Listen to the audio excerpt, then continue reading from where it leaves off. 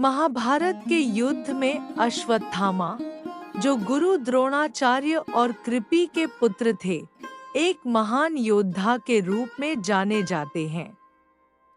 उनके जीवन और मृत्यु से जुड़ी कई रहस्यमय कहानियां हैं, जिनमें से सबसे प्रसिद्ध यह है कि अश्वत्थामा आज भी जीवित हैं। अश्वत्थामा का महाभारत में योगदान। महाभारत के युद्ध में अश्वत्थामा ने कौरवों की ओर से युद्ध करने वाली लड़की थी। वे अपने पिता गुरु द्रोणाचार्य के शिष्य और एक अजेय वयोवृद्ध माने गए थे। अश्वत्थामा को विशेष रूप से एक मणि दी गई थी, जो उन्हें अमरत्व प्रदान करती थी और उनकी अपराजेय संरचना थी। जब युद्ध के दौरान उनके पिता द्रोणाचार्य की मृत्यु हुई, तब अश्वत्थामा ने प्रतिशोध में कई पांडव योद्धाओं का वध कर दिया।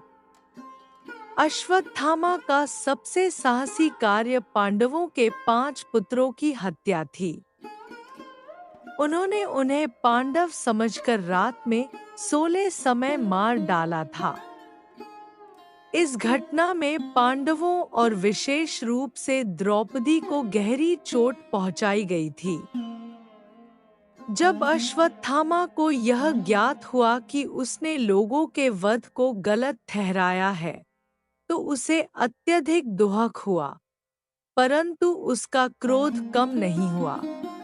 अश्वत्थामा का श्राप।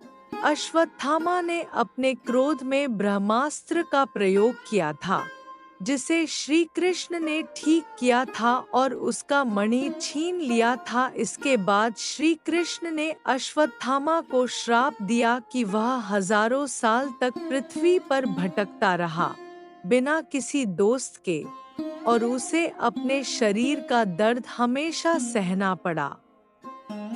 उसे न कभी मृत्यु और न ही शांति। इस श्राप के कारण ऐसी मान्यता है कि अश्वत्थामा आज भी जीवित है और पृथ्वी पर कहीं भटके हुए हैं। अश्वत्थामा के जीवित होने की व्याख्या। भारत के विभिन्न सिद्धांतों में यह प्रमाणित है कि अश्वत्थामा आज भी जीवित है। कई कहानियां और लोक कथाएं इस बात की पुष्टि करती हैं कि कुछ लोगों की बात अश्वत्थामा से मिली है या उन्हें देखा है। विशेष रूप से उत्तर भारत में मध्य प्रदेश के कुछ क्षेत्र, जैसे कि काठमांडू, और गुजरात में गिरनार पर्वत के पास, कहा जाता है कि लोग अश्वत्थामा को कभी-कभी देख सकते हैं।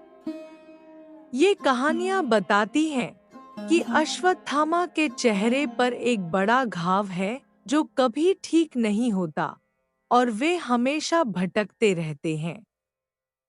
पौराणिक दृष्टिकोण से अश्वत्थामा के अमृतत्व और उनके श्राप पौराणिक कथाओं का एक महत्वपूर्ण हिस्सा है, जो हमें सिखाता है कि क्रोध और प्रतिशोध से कभी किसी को शांति नहीं मिल सकती। अश्वत्थामा का जीवन इस बात का प्रतीक है कि अत्याचारी और अधर्म की बात का कितना नुकसान हो सकता है।